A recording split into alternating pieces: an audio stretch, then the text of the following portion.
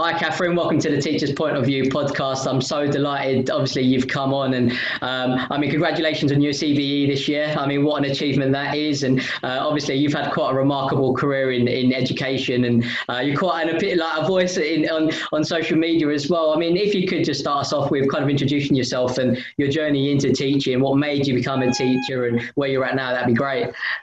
Yeah, those are our pips. Kids are just moving lessons now. So, but you won't hear them because, of course, our corridors are silent, which, of course, we're well known for. So you won't hear a thing. So in terms of me, well, I'm a headmistress of Michaela Community School. We are in Wembley Park. We've got now a full school. We opened in 2014 with just year 7. And now we've got a full school of about 800 children. That includes our sixth form. And which is really exciting because this is the first time right now our children are getting offers through to go to various universities. So we're excited about that. And in terms of my own career, well, I've always been in teaching and always worked in the inner city in London, always wanted to work with deprived children from challenging backgrounds and so on. And so it's what I'm good at now. You know, I mean, I have lots of respect for people who teach in the private sector and so on, but I'm not sure I could do it just because it's a completely different thing. And so I was, you know, a normal teacher, and then I went to head of department, and then I went to assistant head and deputy head, and then eventually, I'm here. And of course, I co-founded the school with, the steering group, which then became the board of governors. And we have always positioned ourselves as being very different as a school. We are, we're very traditional. So when we say that, the teacher stands at the front of the classroom and the desks are in rows, and that's the case in every single classroom. We believe very much in making knowledge central to the lesson, that memory should be part of what we're trying to get the kids to do. It's not the only thing we want them to do, but part of it is for them to remember what we teach them. And then in addition to that, I'd say we're traditional in terms of the way we treat behavior. So we have very high standards. We expect the children to move very quickly between lessons, and we do that silently. I mean, I say silently, we say good morning and good afternoon to each other. But apart from that, it's not the normal long chit chat where you lose 5 to 10 minutes perhaps in transitioning. It's 1.5 minutes, and everyone zooms to the next lesson, which I think is really important, especially when you're trying to catch up children who do come from deprived backgrounds. So they might have the reading age of a 6-year-old when they're joining at 11 years old, and you want to try and catch them up. So that's what we do in terms of behavior. And in terms of the ethos of the school, I'd say I always describe our ethos as relatively small c conservative. So what I mean by that is that, we teach the children gratitude. We teach the children the adult is the authority, and the adults are in charge. We don't have, for instance, in other schools, you might have the student council being on the panel to decide who should become deputy head and that sort of thing. We would never do that here. The cultural side of things here in school is we believe in personal responsibility. We believe in duty towards others, a sense of obligation. And these are things that we narrate to the children all the time. So that's how we're different. Although, there are other schools that have bits of what we do. So I wouldn't say, no other school is like us at all. But I suppose putting all those things together is what makes us so different, that we end up with 600 visitors every year, normally from teaching from across the world, although mainly in Britain, who come here to see what we do because it's, I suppose, exciting to see something different. Yeah, I mean, you obviously are named as Britain's strictest head teacher, aren't you? I mean, how did that come about? Obviously, you founded the school in 2014. I mean, did you have this vision that you were going to be named as Britain's strictest head teacher? No, it was the Sunday Times that came in once and did an article, and they called me the strictest head teacher. I don't even know. They might have even just called me the strictest teacher. I don't know, but in any case, that has now been the name that people then say, which is all a bit silly. Because I think people imagine that I march around the corridors kind of shouting at children and being mean.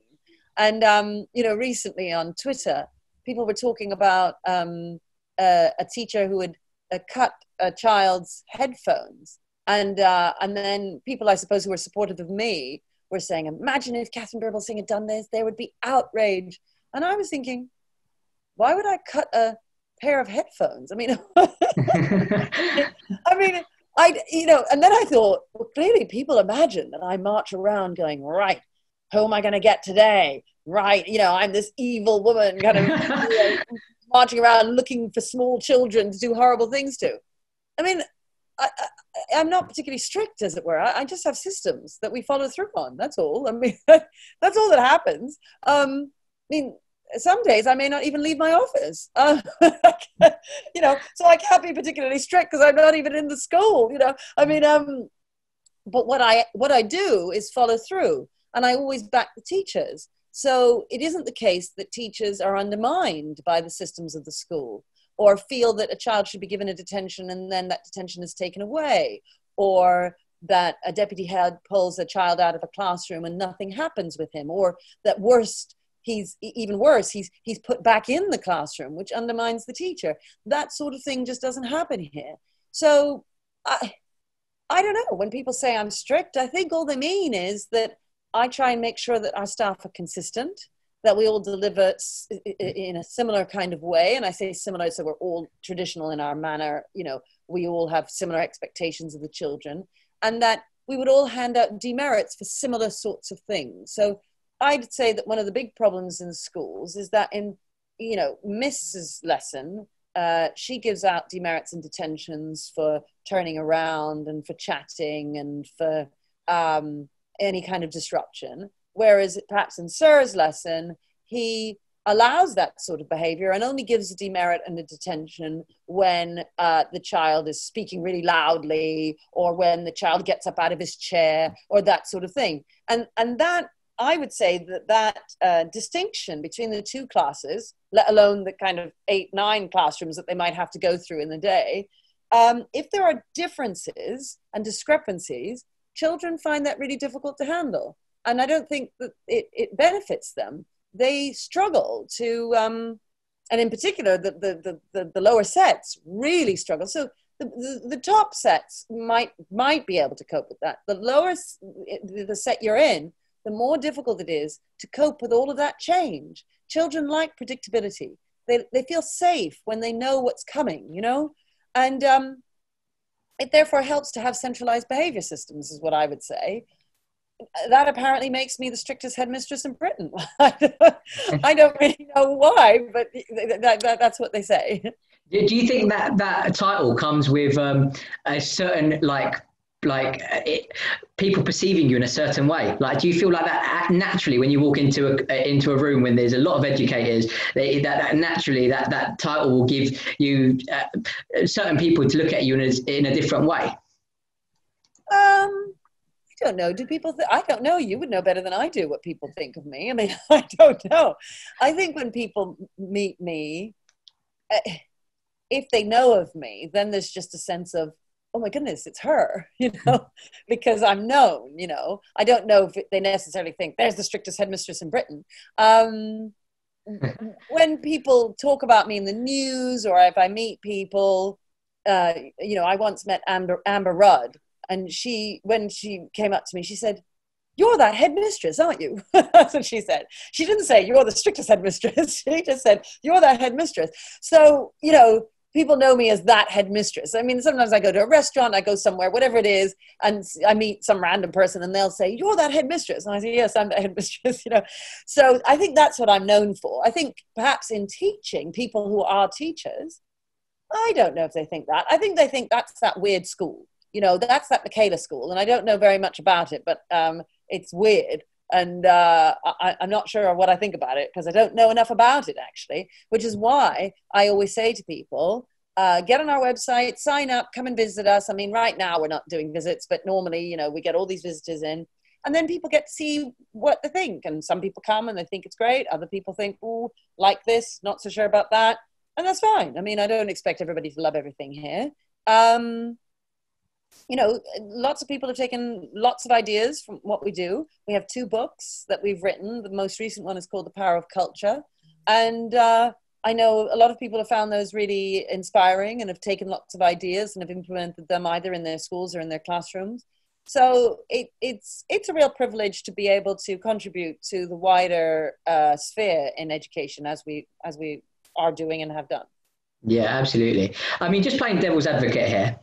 Now, ultimately, some people, some educators would sort of stand with the view that if you're too regimented, or if you're too strict in some respects, you're not setting children up for life in the respect to because life isn't planned and it isn't as simple, and it obviously is not as structured as obviously you might have at Michaela. So, I mean, what's your argument against that? Because ultimately, you have a certain way you're doing things, and you're quite passionate about it, aren't you? Yeah, I think that's just to misunderstand how to get children ready for life.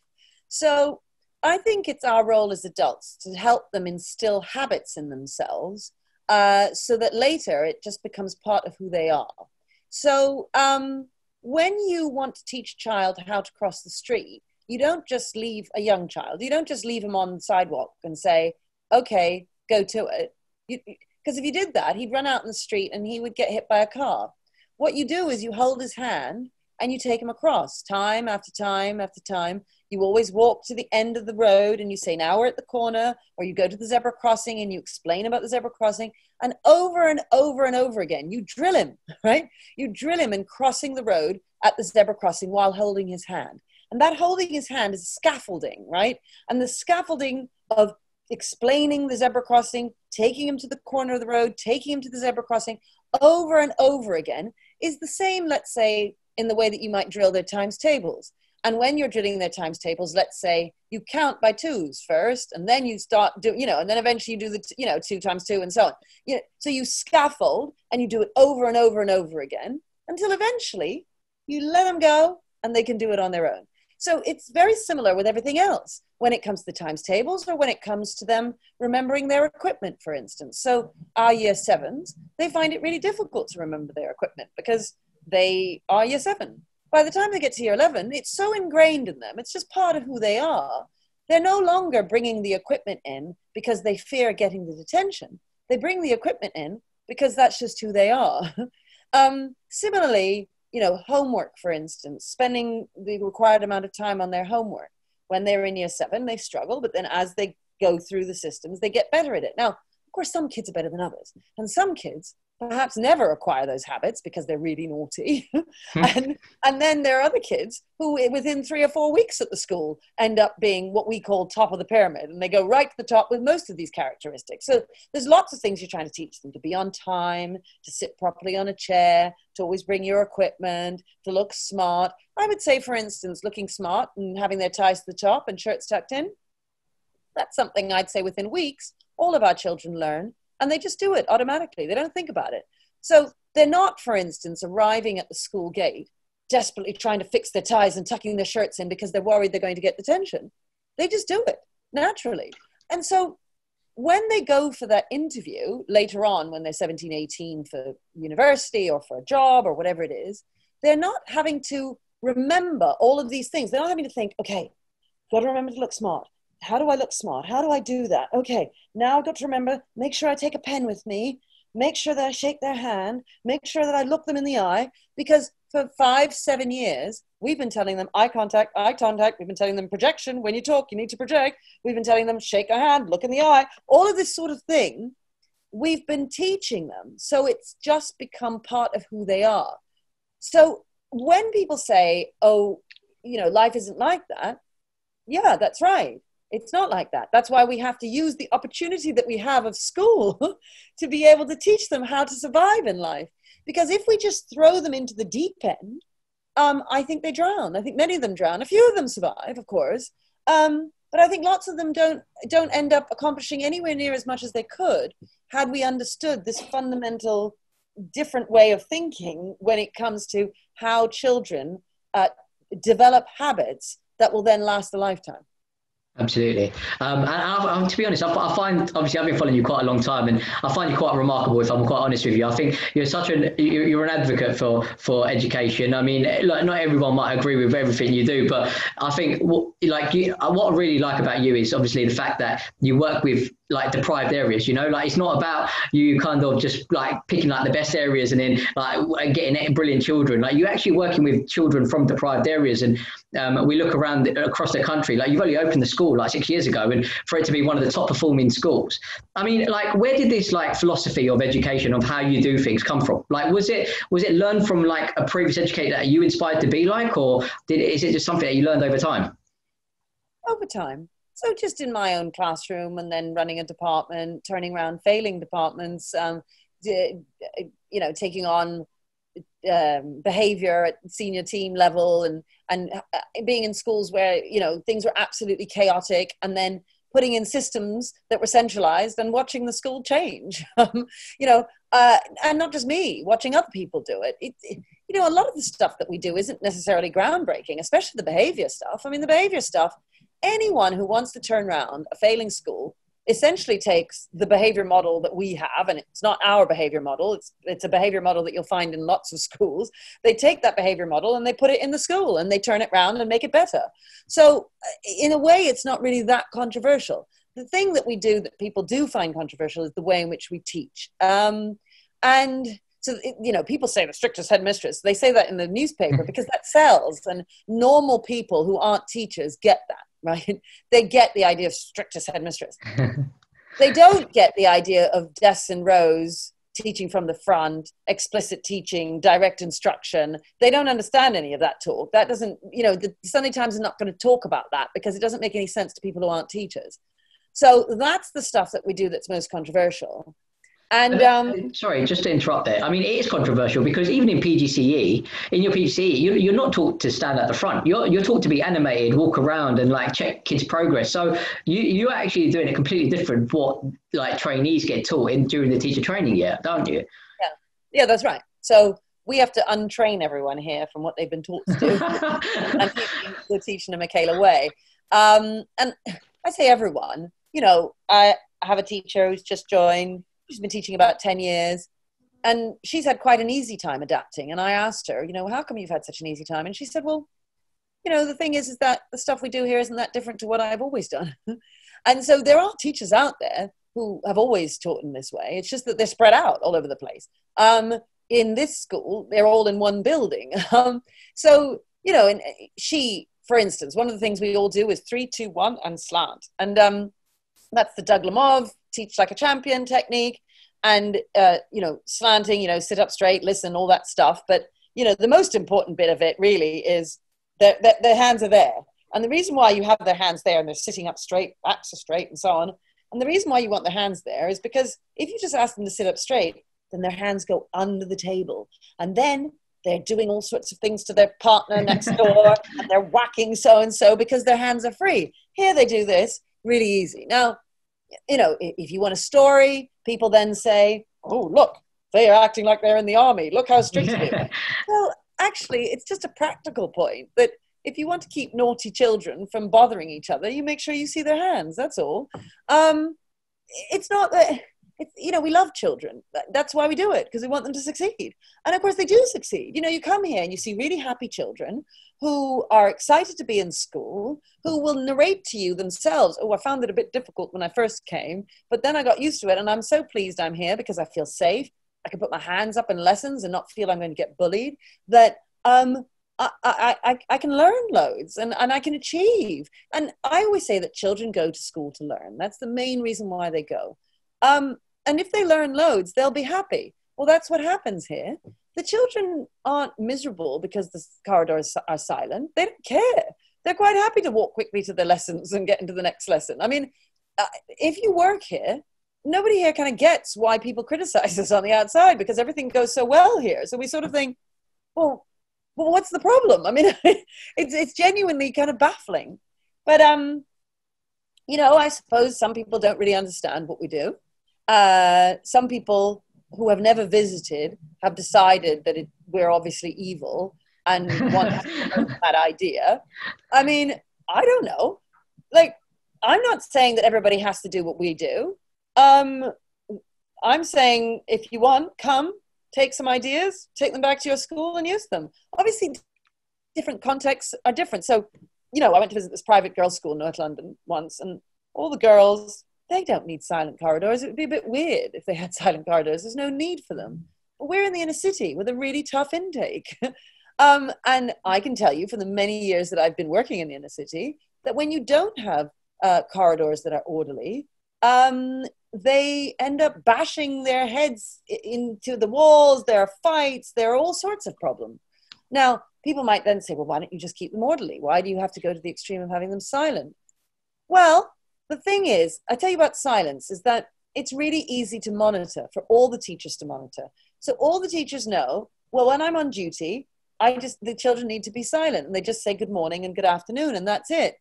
If, on the other hand, you need them to just keep it quiet while they're chatting, what's quiet? Quiet to teacher X is different from quiet to teacher Y. And when do they give the demerit? And then things become unraveled. They become unfair. You will never see children here saying, that's not fair. He didn't get that punishment, whereas I did. Never happens. Everything is fair here. And I think children have a real heightened sense of what is unfair and fair. And one thing that people talk about with us is that our children have real buy-in for what we do. They really believe in the school, and they believe in what we do for them. And I think one of the biggest reasons for that is that they feel we're very fair with them, and they don't feel that they're being punished for things that they haven't done. They get it, and they believe in it. And I think it's because it's fair.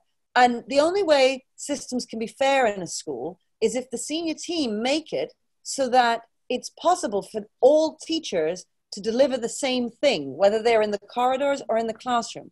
And that means your systems need to be simple. They need to be easy to implement. So we have our sim, whatever you want to call it, that you put all the information in online. It's called the reward system by a company called Sixth Domain. It was set up by a teacher. So there are very few clicks that the teachers have to do. That's huge. Few clicks means your teachers are more likely to log the demerits and log the detentions. We have ideas of children themselves. They write down the merits and the demerits for the teacher in the classroom. So it's possible for the teacher to say merit there, demerit there, and so on, because the child is then writing them down. So we've made it so that there are as many systems as possible that are there to support the teacher so that he and she are able across the classroom, or across the school, I should say, to do similar things. Because some teachers find it easier to be able to hand out demerits and detentions, and some find it more difficult. And we're asking quite a lot. We're not just asking that you use demerits and detentions. I expect, I say to staff that I'm expecting for every demerit that you give, that you should give 4 or 5 merits. That should be the ratio. So they have to be handing out quite a lot of merits as well. There's a lot of work to be done in the lesson, right? So that's why the child is there noting them down. So, and that's why we have a system which only has a few clicks so that they can put the stuff in quite quickly. So all of this stuff, it kind of connects so that the children are well supported to behave by their teachers, who are well supported by senior management, and the systems. And so we are all one big team that are able to deliver together, And that's hard to explain, even on a podcast. It's certainly impossible to explain in a tweet. We've tried to explain it in our book, but I always say to people, just come and see. I think that's always best, because you sort of see the magic then when you come. And I can't put magic into the book, and I can't even tell you about it here. You've just got to see it, and then you just see the magic at work, and you think, gosh, actually, I remember a guy came once, he was an Ofsted inspector actually, and he was saying, he wasn't Ofsteding us, he just happened to be an Ofsted inspector, and he was saying to me how he really didn't like the school, he didn't like the silence, he didn't like the order, it really made him uncomfortable, instinctively. And it's funny because he came to visit us a few times after that, over a period of a couple of years. And after a couple of years, having visited about 4 times, he totally changed his mind and thought the place was extraordinary. And sometimes it takes people time to change their minds, and what I'd ask your viewers, I suppose, is just to keep an open mind. We love children. I don't come into school every day at 6:30, 7 o'clock in order to be miserable and horrible to children. I do it because I want to make a difference to their lives. And the reason we make the arguments we do and try and put forward a different point of view is because we're trying to question the status quo. We're trying to say, look, maybe there are different options. Maybe there's something that you could do differently here. And maybe you'd get more out of your children for doing so. That's all I want to see, is more children doing better, really. And that's why we have all these visitors in. We don't have to. We have them in because we want to be open and we want to show people what's possible, really. And I know how grateful those people are. So, as I say, on the website, you just sign up, come in, and see what we do. Amazing. Like in 2014, obviously you decided to start a brand new school opposed to just take a headship in another school. I mean, what was the reason behind that? Like, why didn't you just take a headship role in another school? Because I gave the speech at the Conservative Party conference in 2010, and then I was told I'd never teach in a state school again. So I didn't have any choice. So I did think about going to the private sector. I did. And I visited a few. And I thought, I have all the respect in the world for my colleagues out there who teach in the private sector, but it's just not for me. I love inner city kids. It's what I've always done, And so I thought, and it's what I know. I know these kids. I know how to get them learning. I know how to get the corridors working. It's what I say to you about the private girls' school that I went. They don't need silent corridors. They need something else. And I'm really pleased that those colleagues know better than I do what they need. And so they must do what's right for them. I just know what works for us here. This is what I've done all my life, So I had to get back into inner city teaching. I was told I would never work in the state sector again. And let's talk about it's just very quickly. Let's talk about that, because you obviously, I mean, in 2010 you did give that speech, right? And you basically said the education system is broken. The poor will never get out of being poor because of the way that the education system is run, right? I mean, I don't disagree with that, though. I mean, I know obviously you were kind of scrutinised quite heavily for that, but I mean, I don't disagree with that. I do feel like the system is broken. I do feel like disadvantaged children, and especially like in COVID, you can see how much is highlighted now, the gap between the advantage and the disadvantage. I mean, I completely agree with what you were saying. So I find it quite remarkable that you were obviously put under so much scrutiny. But I mean, in some respects, would you say that kind of shaped your career? Well, I'd always wanted to take a failing school and turn it around. That was always my hope and, my goal in life. And so I haven't done that. Perhaps I'll still do that. I took a different route and ended up setting up this school and doing things differently this way. I mean, yes, had it not been for that speech and so on, my life wouldn't have been turned upside down, but it was a very difficult time. I got ill. I've had all sorts of vitriol sent my way. I've had death threats. I've had all sorts of threats of violence, etc. I mean, nowadays it's fine, but once upon a time I would leave school in the evenings and think, I'd always have one eye over my shoulder. I didn't know who was following me. I was always a bit worried. So there were tough times, but like with anything, every cloud has a silver lining, and you make the most of things. And if you're resilient, it's one of the things I always say to the kids, they knock me down here, they knock me down there, at assembly. And I say, but each time you pick yourself up and you keep on going. And that was what I did. So yeah, from that perspective, I suppose it was good. And also we've got this wonderful school now, and I'm thrilled about it. But I suppose I would have just done something different if I hadn't given that speech. But, here we are. And it is very exciting to be part of what I would say is an educational revolution that's happening at the moment. I mean, Michaela isn't just standing out there on its own. There are other schools doing similar sorts of things to us. There are other people out there who believe in the kind of educational philosophy that I outlined earlier. There's lots happening, and I do think in 50 years, people will write books about this time now, from 2010 to now, and perhaps beyond, about how there really was a revolution in education and what happens in schools across the country. Yeah, for sure. And I think you talk about this revolution, and I think there needs to be some sort of revolution in education in England, doesn't there? Because there is this, I feel like there's this massive lack of trust between politicians and the teaching profession. And I think like one thing that Phil Sharrock said, I don't know if you know him, but he's like semi-retired head teacher now, but he said one of the biggest problems is there's too many voices in the unions, and like the politicians can kind of just play the unions off of each other, and almost, I mean, is there a big element of a lack of trust causing the system to be broken within the UK? I don't think it has to do with politicians. I think politicians often, not always, but often don't necessarily know what they're talking about when it comes to education, because why would they? I mean, they're not experts like teachers. But I don't, I think that it's the wrong way.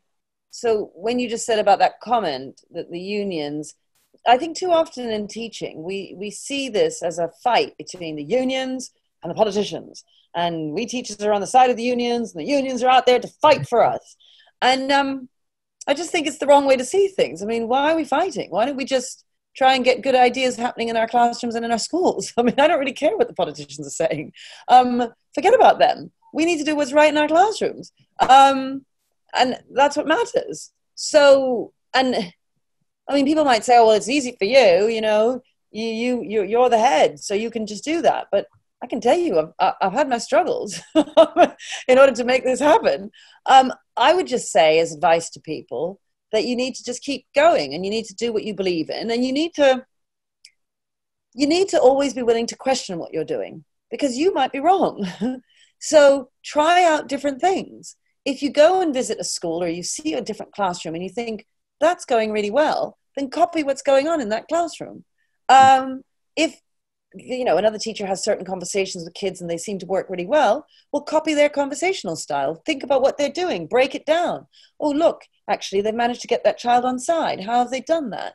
How have they built that relationship with that child? How have they persuaded them that that they ought to do X, Y, and Z? You know, like these are, if we spend all our time thinking about the fight with the politicians, we are distracting ourselves from what really matters, which is, well, are there good or bad ideas going on in our classroom? Have we got the right culture in our school? Have we got systems of behavior that are going to support the teachers? And if you're not in a member senior team and you're a teacher, okay, well, maybe you don't have great behavior systems that are going to support you, but you can still do it on your own. You can create systems in your own classroom which are entirely consistent in your classroom.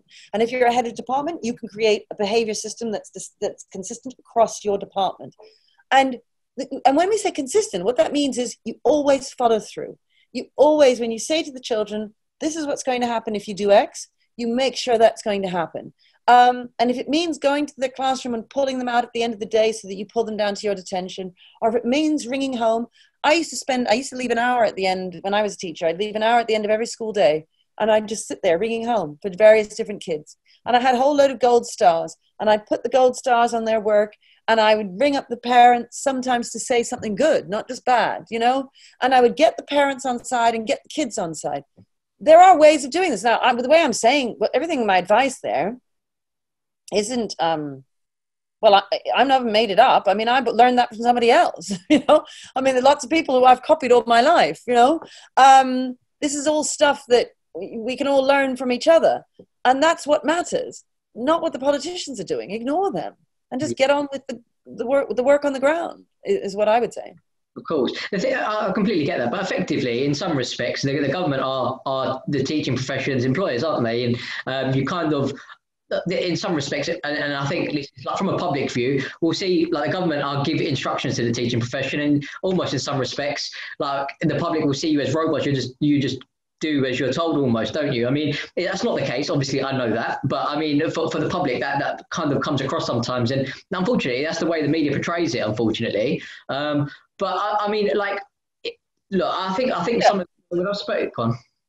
Well, what you're saying there, which is a very good point, which is that too often the public don't respect teachers. And I think that's true. And I think it's very wrong. And I don't think they understand just how difficult teaching is, not just because there's poor behavior, but because it's just really hard teaching a good lesson. And I do wish in many ways that the entire public were forced to do teaching for a year so that they could understand how hard it is to be a teacher, because they're far too critical and they have absolutely no idea what teachers have to go through. So no, I agree with you. And I also agree that the media are quite happy to jump on, this school is doing this and school bans child for haircut or whatever it is. The Daily Mail is always coming out with these ridiculous stories. I totally agree. But we have to ignore it as teachers. And the reason we have to ignore it is that if you allow yourself to be pulled down by all that negativity and you allow yourself to be distracted by that and arguing all the time about that, you're not going to perfect your job and you're not going to do the best by the children. So you just need to ignore it. That's what I've done. And I've had far more vitriol sent my way than most teachers, and far more written about me that's been, attacking than the Daily Mail might do about schools generally. And the way that I've survived is I always say blinkers on, right? Just like the horse, and you're there and you see her go and you go for it.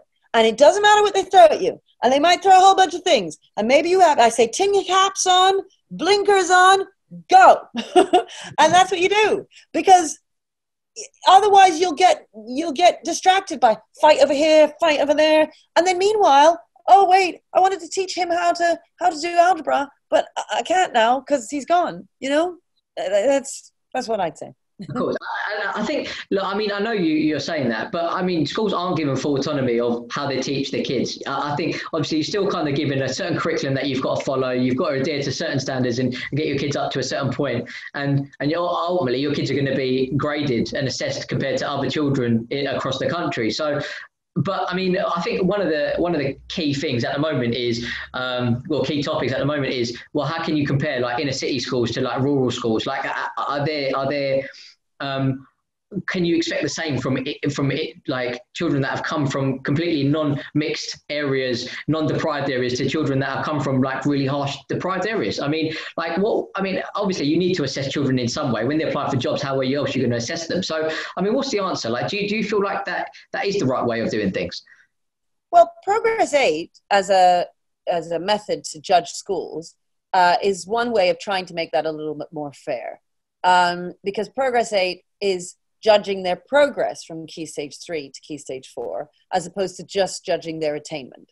And so that makes a real difference, because if you're just judging their attainment, you're right, that depending on your intake, an easier intake will do a lot better in terms of attainment than a harder intake.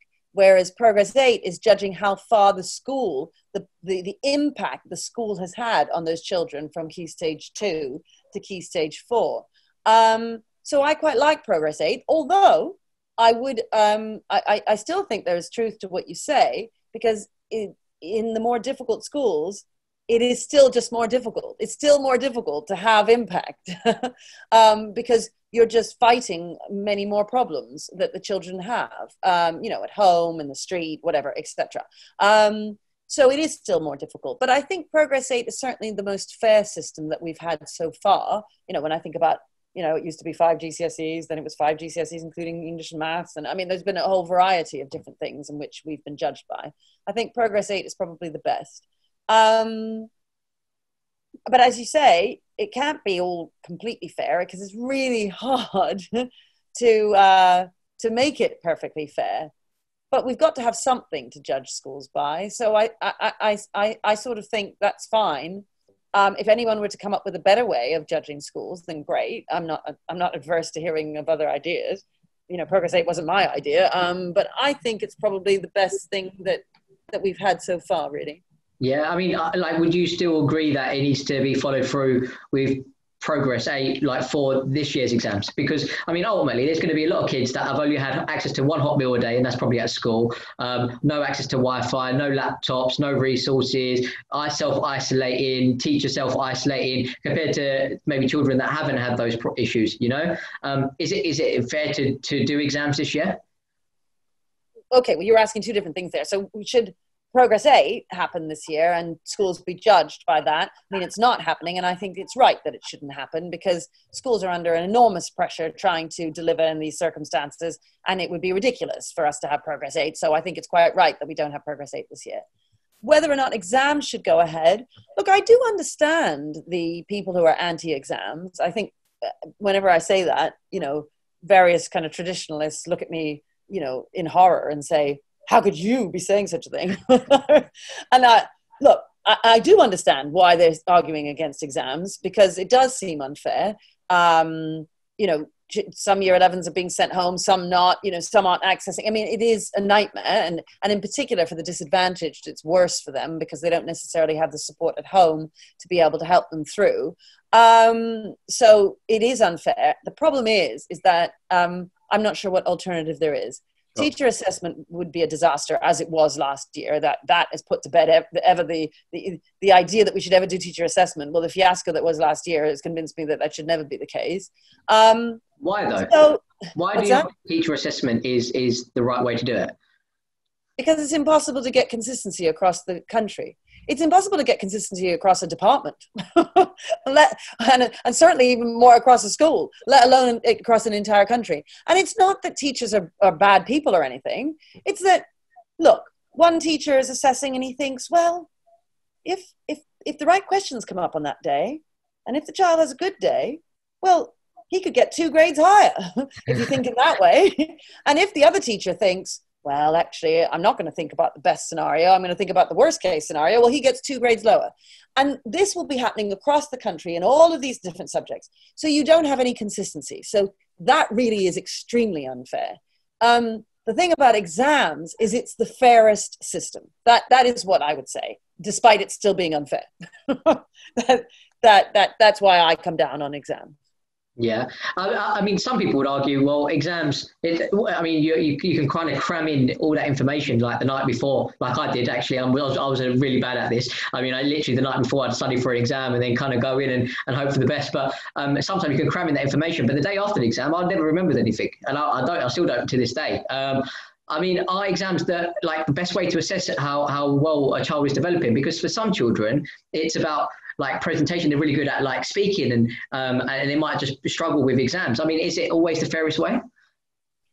Well, I just don't believe you when you say you crammed everything in the night before. It's not possible. You're underestimating just how much work your teachers did for you beforehand, and all of the habits that they taught you of learning, and all of the habits of all of the knowledge that you had built up over the years.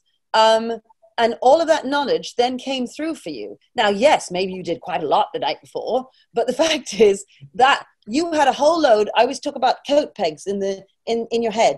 And those coat pegs were there that have built up over years. And then at the last minute, you're throwing a few extra coats on those coat pegs in your brain. So you go in there and you're able to do X, Y, and Z. But you're only able to do that X, Y, and Z because of the many years, not just the year 11, the many years that you have been learning over that time. So that's what's being judged. Now, it's true that there are some children who don't do so well at exams and others who fare better at them. It is not an entirely fair system, but we need a system to be able to judge children that doesn't involve the teacher, you see, because of all the discrepancies between marking and all that. That's just impossible. So we need a system. It isn't perfectly fair, but I think it's the only way. And look, I wasn't a fan of exams either myself at school. I didn't like them. I was one of those kids who really hated them. Say that, you were in Oxford. Yeah, but you must have been good at it. I didn't like exams. I wasn't somebody who really thrived in them. I really didn't like them, and I got very nervous. I wasn't the kind of person who thought, yippee, I've got an exam now. Not at all. But then, it's sort of like when you say about what happened to me, and I say, well, every cloud has a silver lining. You've got to see every obstacle in life as an opportunity to learn something. So for those children, when we have children who don't like exams, we think, okay, well, let's help you with your exam technique. Let's practice this. Let's get over this hurdle. Because that's a lesson for life, really, to learn how to jump over difficulties and then achieve something at the end of it. It's really thrilling. And actually you find that those children who work really hard, who over years, I don't mean just the last minute, they work really hard, and they get the right kind of teaching and support and so on, they will outperform their potential when it comes to their exams. Now, of course, there are, and you clearly are one of them, there are those children who, will do a lot of cramming at the end, and they're bright, and because they're bright, they manage to get away with, enough to be able to do well enough. But obviously, if you had planned out your revision a lot more, you would have just got better grades than you did. I mean, like, and also it depends on the exam, the quality of the exam. And there, I mean, there's a discussion to be had. Some exams perhaps aren't as good as other exams at making sure that we're showing that the children are have got a certain breadth of knowledge and so on. I mean, ideally what you want a school to do is teach that much stuff. And even though you're only being examined on that, the school teaches that. And then in the end, you get examined on that. That's what you would hope for. Now, the worry with exams in schools, and the fact that schools are being held to account through Progress 8 and so on, is that rather than teach that, the schools get obsessed with just teaching that because they know that their reputation matters. And so they just want to drill the kids, and they end up reading the same Shakespeare play from year 7, 8, 9, 10 over and over again so that they know it inside out, by the time they get to year 11 GCSE exams. We certainly don't do that here, because we believe very much in teaching them that. And then, whatever they're examined on isn't what's important. It's making sure that they have breadth of knowledge, And I do think that can be a problem with exams. I'm not sure how we get around that. It's a difficult one. I mean, I'm not, exams bring their problems. Absolutely. I think kind of damned if you do and damned if you don't. I mean, there isn't a better system at the moment. And it's quite remarkable, because I was speaking to Gavin McCormack, who's a principal in Australia, and the government give them full autonomy of, like, they go to the head teacher and they say, well, let's see what you've done. We'll pick a couple of books out and say, yeah, I agree with, I appreciate and I respect and I trust you. Like, we'll go with what you've said. I mean, obviously there's a danger of doing that, isn't there? Because some teachers or some of the senior leaders may be biased or whatever, like you said. So it's a difficult one, especially in the UK. But I mean, again, this goes back to my point. I think some people feel like there isn't enough trust on teachers, and it works both ways, because you look at the education secretary, and we touched on this earlier, but politicians are politicians. They don't know anything about education. And it's like, yeah, you just got to get on with it 100%. But people that are giving you advice and guidance aren't education specialists and never been in a classroom. So I think that's where some of the frustration comes from senior leaders across the country, is the fact that,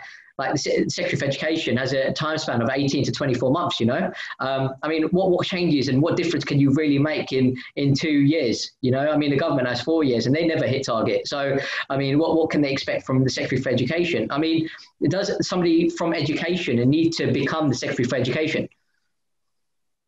Would that make a difference? I really think we should. Who cares who's education secretary? I come back to this. I really don't care. We used, because we were a free school, they used to send somebody from the DFE to, they send them to all free schools just to see how you're doing, to let you know how they think you might do if you get an Ofsted and so on. And they kept begging me to do all sorts of things, write a self-evaluation form, and I don't know, all this stuff. And they were saying, Katharine, you could get anywhere from a 1 to a 4, they kept saying. And I said, well, great, let them come. And they kept saying, yeah, but we really want you to get a 1, so you need to do this, you need to do this. And I said, there is no way I'm doing that. That's what I said. I'm doing what's right for my school. And I don't care what the education secretary say. The education secretary says, I don't care what Ofsted say, I don't care what the DFE says. I am doing what is right for my school. I mean, look, they don't know my school. So who cares? I think too many of us in positions of leadership are terrified by these bodies, and we want to please them. And then often we can misunderstand what they're asking us to do as well. And so we end up just spending all our time trying to tick Ofsted boxes, DFE boxes. Who cares? Look at the children in front of you. Look at your staff in front of you. What do they need? What will make your school better? And then just do it. And ignore the powers, ignore the politicians. I don't care. I just don't care. You've got to think like that, because you've got to own your school. and own your vision and have a vision.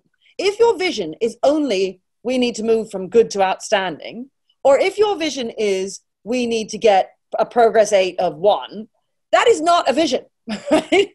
A vision is, what do you want these children to be? What kind of impact do you want to have on their lives? How happy do you want your staff to be? What do you want the place to feel like? What's the culture going to be?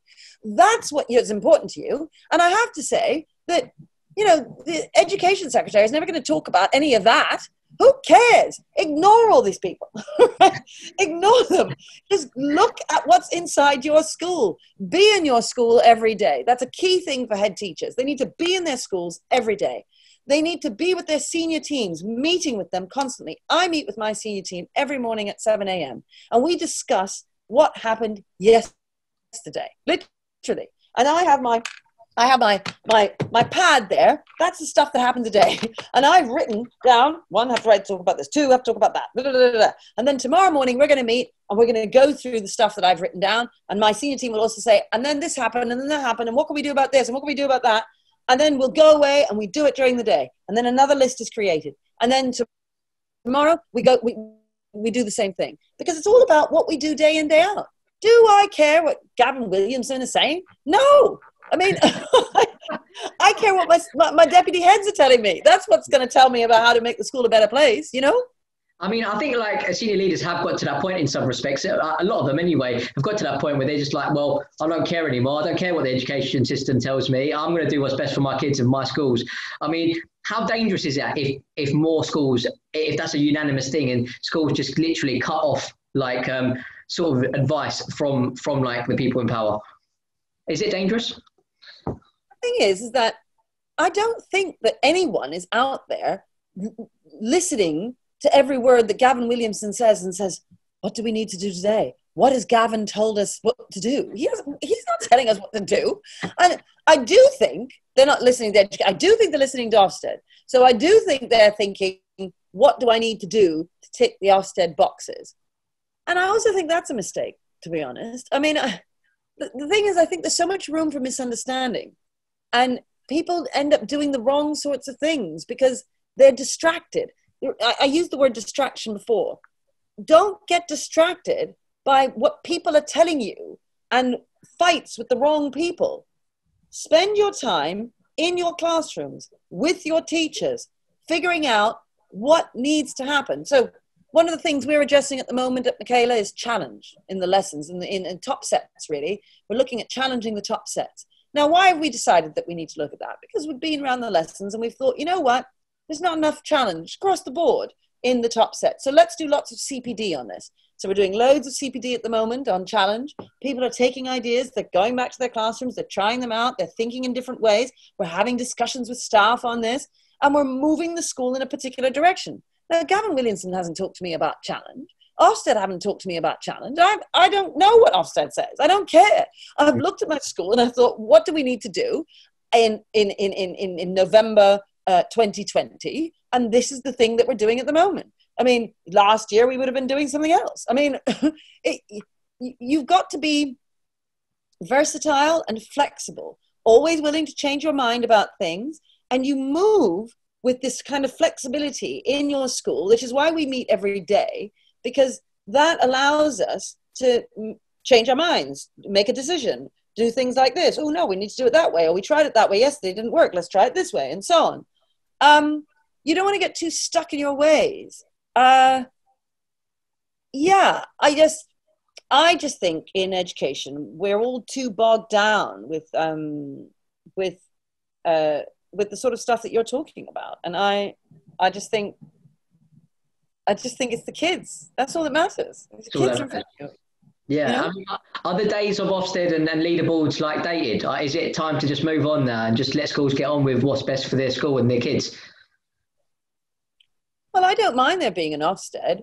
I mean, I do think that it ultimately, I mean, I've always argued against Ofsted because I think too many head teachers spend their time trying to tick the boxes for Ofsted. Ideally, what I would like is for there to be no Ofsted, but for schools to be open and transparent at all times for visitors at any time. So you can't have, if you're not going to have an Ofsted, you have to be open. So we are open to anyone visiting us, and children take people around on tours and they go around and see any lesson. I think schools should be open to that. And if schools were open to being visited anytime by anyone, and the teachers can be visited at any time by anyone, then if they're open to that, then you cannot have an Ofsted. But you can't have it both ways. I would prefer the transparency, because then there isn't this closed shop where you're wondering what's going on. It's one of the reasons why I think the public don't have much respect for us, is that it's very difficult for them to see what we do. And I wish they could see. I just think it would make the whole system far more accountable, and it would then give us reason not to have Ofsted. And I do think Ofsted is a bad thing. Yeah. It's like you said, I think one of the big problems is like schools just end up ticking Ofsted boxes opposed to what's best for the school and for the kids. And again, like, I just think it is, I mean, in some respects, I do think it's a little bit dated personally. I mean, I'm not a teacher myself and I'm not a senior leader. So, I mean, my opinion is pretty limited in terms of what I can offer, but I do feel it's a bit dated. And I think it's about time where, I mean, leaderboards, like we talk about leaderboards, obviously you've got a phenomenal school and you haven't got worry attracting quality staff because people want to work at Michaela. But you talk about schools that are sort of rated RI or inadequate. And you talk about the difficulties they have to try to turn that school around. It's difficult enough to trying to get parents on board and kids to remain like sort of aligned with where the school is going. But like to try attract teachers that are of good quality to come to a school that is failing is always a challenge in itself. And sometimes by having leaderboards, you kind of label those schools and make it that much more difficult for those bad schools to get better, you know?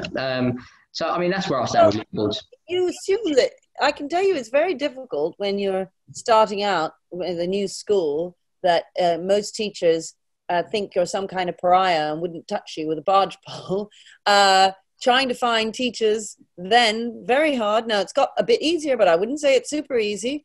A lot of teachers are very reluctant to go and work in free schools. A lot of teachers are reluctant to come and work at a school like Michaela because of the backlash that they get. You know, a lot of my teachers, their friends think that they're weird and so on for working here. They even lose friends. You know, it's not easy. So I wouldn't say that we have an easy time finding staff. Not at all.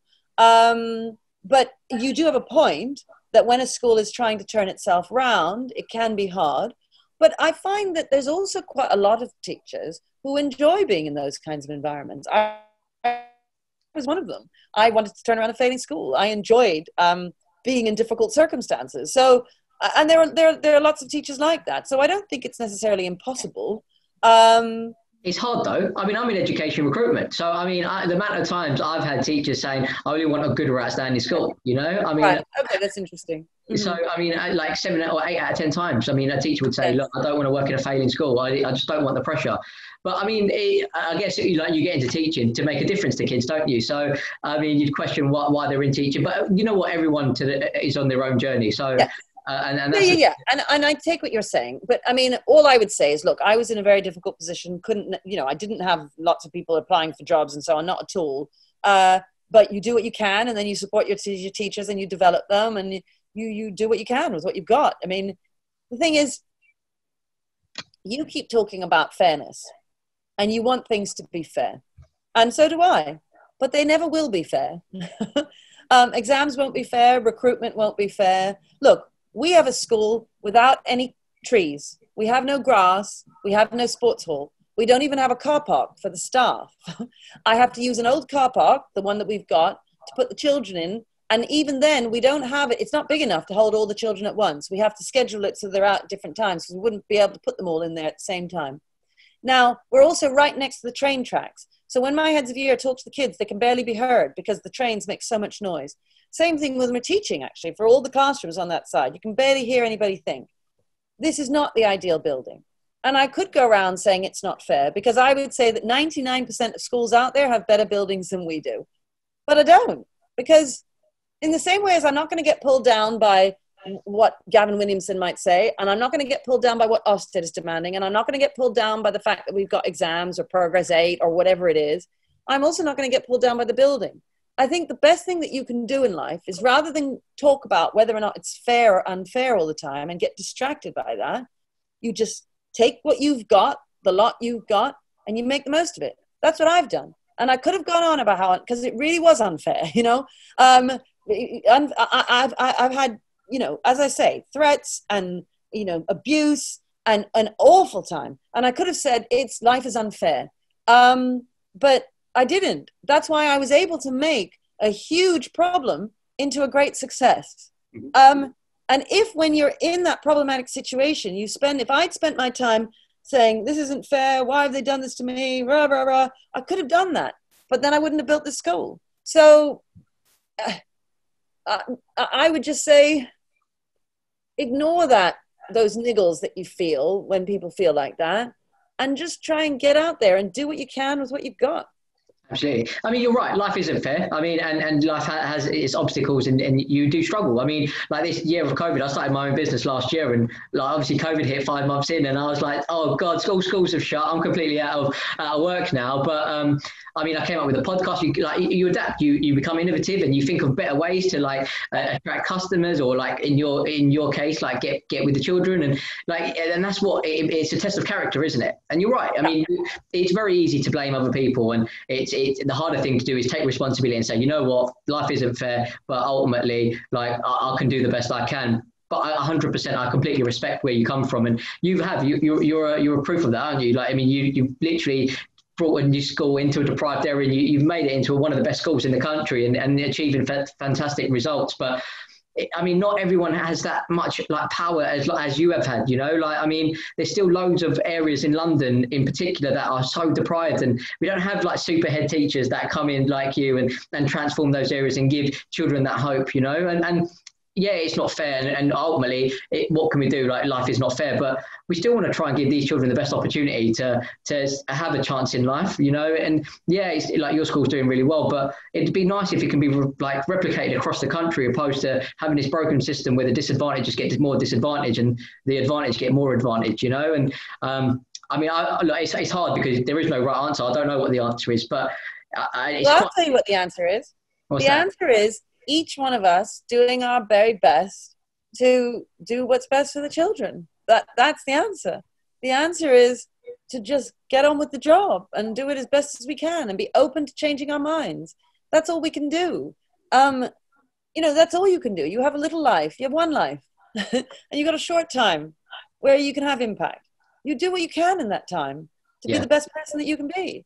That's all one can do. But if each one of us does it, we will have huge impact. That's my solution anyway. Yeah, absolutely. Like, teaching profession just needs to come collectively together and just say, you know what, screw everybody else. We're here to make a difference in these kids, and that's it. Like, ultimately, that's the job. And I almost feel like, do you feel like you'd kind of have that power reinstated if there was more autonomy, like as in like senior leaders had more control of how they can like manipulate the curriculum for their kids? But they can. I mean, look, there is a national curriculum, but they can do all sorts of things. I do all sorts of things. They can. They just need to be bold. They just need to do what's right for their kids. And that means ignoring the powers that be and ignore the distractions and just look at your school and do what's right for your school. That's why the solution is there. They can do what you're saying. You just need to find the courage and do it.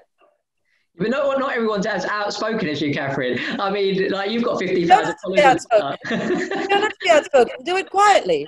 Just do it in your school. Do what's right for your school. You don't have to tell anyone. Just do it quietly. And you know what? There are head teachers out there right now doing the right things for their schools, and they're not shouting about it. They're just quietly getting on with it. Absolutely. I mean, just to kind of point out, I mean, I think the teaching profession is doing a phenomenal job at the moment. I mean, we talk about doctors getting six-figure salaries and stuff, but teachers have been saving kids' lives throughout this whole year and keeping schools open. You are on the front line and you are doing a remarkable job. And ultimately, it's why I started this podcast, is to create awareness for what all you're doing. I mean, like, I don't want to, I know you're a busy lady, so I don't want to take up too much of your time, but is there anything else that you'd really want to add on? Like, is there something that you feel that the teaching profession just needs to hear to kind of like help them, support them throughout this period? Yeah, I mean, it is a very hard period, and I do feel for teachers. I always feel for teachers because, you know, when I said the system was broken, I meant the system. I didn't mean teachers. I think teachers are often victims in this system. And I think the only way we change the system is bit by bit, brick by brick. You know, a 1,000-mile journey, starts with a single step. That that needs to be the way of thinking. And don't get too down, is what I'd say.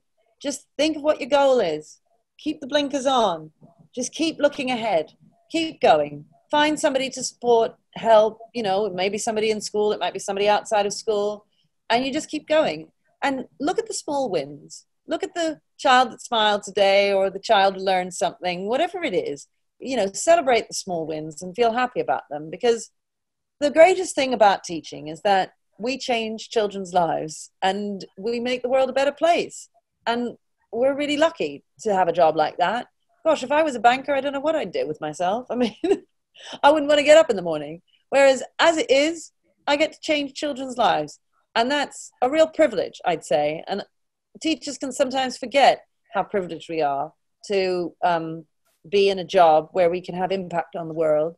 So remember that. And remember, just find the small wins every day and feel happy about those wins. Yeah, absolutely. I mean, Katharine, you're a remarkable lady. I know we touched on it, and I know after 2010 you went through a bit of a difficult time. And to be honest with you, I don't know where you get this courage, because you did get threats, and there was racist comments and there was sexist comments, weren't there? That was quite a lot was thrown at you, and you didn't necessarily know what was going to happen with your career. I mean, like, where does this strength come from? Like, I mean, you have got tremendous amounts of strength. Like, where does this come from? I don't know. I mean, it comes from all the children that I've known in my career that I saw failed by the system. And I've always been inspired by them. I still am. You know, I love children. I just love them. And I love education. And I want to make it as good as possible. And so I suppose I'm just driven to do that. And I just keep going. And that's what we all need to do. It's what I always say to the children at assembly. You know, you just keep going. You've got to. You want to be able to reach 95 and look back at your life and say, I had impact, you know, on the world, that I did something. And the only way you manage to do something is you keep on going. So just keep going. That's what I say to everybody. Keep on going and you'll get there.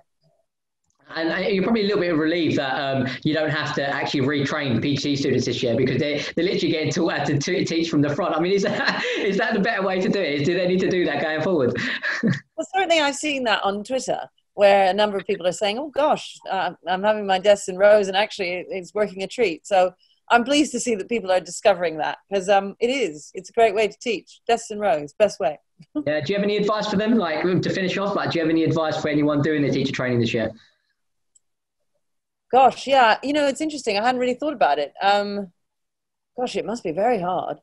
I don't know. I don't know what to say. I mean, it's so difficult, this situation. Look, all I can say to everybody is fingers crossed, you know, we get back to normal as soon as possible, really. You know, you just, it's what I said. Blinkers on. You've got to do what you got to do, whether you're new, whether you're old at it, whatever the situation is. You just got to see what's my goal for the day, get to the end of the day, start the next day, goal for the day, get the end of the day, etc. And always go to bed before 10 o'clock. I mean, I'm at that age now where I can't get past 10 o'clock anyway. But I won't take you. I won't keep you any longer. But I mean, I just want to say thanks for coming on, and you're a remarkable lady. I know you've obviously been through one hell of a journey, and not everyone's going to agree with everything you say. But ultimately, I hands down respect what you do and what you're about, because it's so evident that you are very passionate about education and you want to make a difference. You know, and ultimately that's why you get into teaching. So nobody can take that away from you. I don't care what anyone says or disagrees. Like, you are trying to make a difference, and it's not like you're trying to take the easy route out. Like, you're working with some deprived areas and you are trying to actually make a difference to these kids. So my hat goes off to you, Katharine, and I can't thank you enough for coming on and sharing your journey with us. Thank you for having me. No worries. Okay. All right then.